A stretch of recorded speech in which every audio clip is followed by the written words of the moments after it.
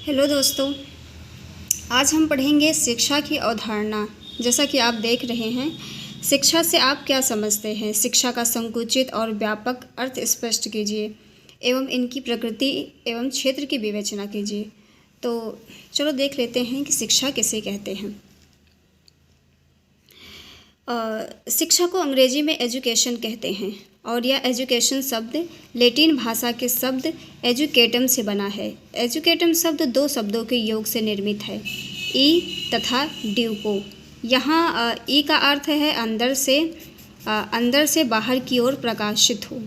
ड्यूको शब्द का आशय है आगे बढ़ना। इस शाब्दिक अर्थ का तात्पर्य यह है कि बालक के अंदर जो कुछ भी है वह अभिव्यक्त होकर बाहर की ओर प्रकाशित हो और बालक शिक्षा के पश्चात विकास की दिशा में अग्रसित हो सके। इस अर्थ के आधार पर यह स्पष्ट होता है कि शिक्षा की एक ऐसी प्रक्रिया है जो बालक में निहित शक्तियों को समुचित रूप से विकसित करके उसकी प्रगति का मार्ग प्रशस्त करती है। इसके अतिरिक्त एजुकेयर तथा एजुकेयर शब्द भी शिक्षा के उपरोक्त अर्थ को ही स्पष्ट करते हैं। एजुकेयर का अर्थ है आगे बढ़ाना और एजुकेयर का आशय है विकसित करना।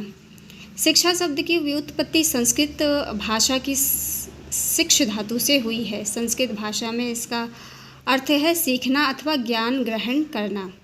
सीखना एक अत्यंत विस्तृत शब्द है जिसका आशय है बालक आजीवन जो कुछ भी सीखता है वही शिक्षा है।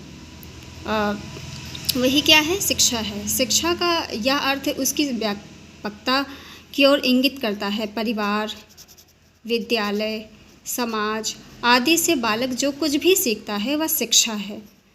शिक्षा का संकुचित अर्थ।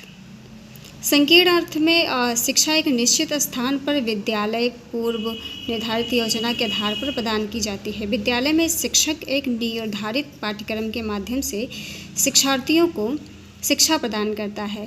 यह शिक्षा एक निर्धारित पाठ्यक्रम के माध्यम के अवधि के उपरांत समाप्त हो जाती है। इसके बाद हम देख लेते हैं शिक्षा की परिभाषाएं क्या हैं। कुछ वैज्ञानिकों ने दी है कि शिक्षा की परिभाषाएं। पेस्टोलॉजी कहते हैं कि शिक्षा मनुष्य की जन्मजात शक्तियों का स्वाभाविक सामंजस्यपूर्ण एवं प्रगतिशील विकास है। और एडम्स कहते हैं कि शिक्षा एक चेतन एवं उद्देश्य युक्त प्रक्रिया है जिससे एक व्यक्ति दूसरे व्यक्ति पर प्रभाव डालता है, जिससे दूसरे के विकास को ज्ञान की दक्षता का आदान प्रदान रूपांतरित किया जाता है। और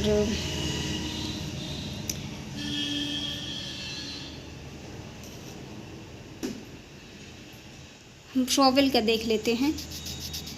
शिक्षा वह प्रक्रिया है जिसके द्वारा बालक की जन्मजात शक्तियाँ बाहर प्रफुटित होती हैं।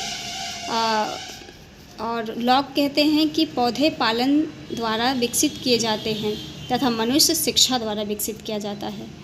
नन कहते हैं कि शिक्षा बालक की व्यक्तित्व का संपूर्ण विकास है जिससे वह अपनी पूर्ण योग्यता के अनुसार मानव जीवन को मौलिक योगदान दे सके। शिक्षा का स्वरूप एवं प्रकृति कैसी है, चलिए देख लेते हैं।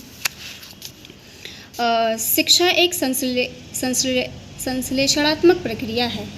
शिक्षा की एक क्रिया दूसरी क्रिया के साथ मिली जुली होती है। उदाहरण के लिए यदि मनुष्य ज्ञान की क्रिया करता है तो उसी समय भावात्मक क्रिया भी होती रहती है।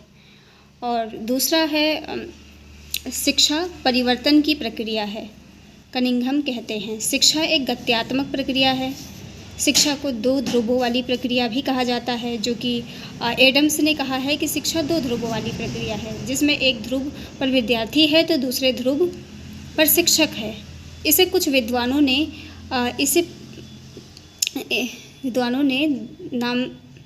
दूसरे नाम से पुकारा है। उनके अनुसार यह सीखने सिखाने की प्रक्रिया है। कुछ समाजशास्त्रियों ने इसे व्यक्ति के समाजीकरण की प्रक्रिया कहा है। शिक्षा त्रिमुखी प्रक्रिया है। जॉन डीवी कहते हैं कि शिक्षा त्रिमुखी प्रक्रिया है। पहला क्या है, शिक्षा को ध्रुवीय प्रक्रिया माना है। उन्होंने शिक्षक तथा शिक्षार्थी के साथ साथ सामाजिक तथा मनोवैज्ञानिक वातावरण को भी महत्व दिया है, जिसे दूसरे रूप में हम पाठ्यक्रम भी कह सकते हैं। क्या पाठ्यक्रम है। इस प्रकार शिक्षक, शिक्षार्थी तथा पाठ्यक्रम ये 3 प्रमुख ध्रुव माने जा सकते हैं। शिक्षा विकास की प्रक्रिया है। इसके बाद गांधी जी कहते हैं कि बालक या वयस्क की शारीरिक, मानसिक, सामाजिक, आध्यात्मिक सभी अच्छाइयों का प्रोत्साहन करके उसका सर्वोमुखी विकास करना मेरे विचार से शिक्षा है। तो अभी के लिए समाप्त हुआ। अगर आपको अच्छा लगा है तो वीडियो को लाइक कीजिएगा एंड सब्सक्राइब कीजिएगा।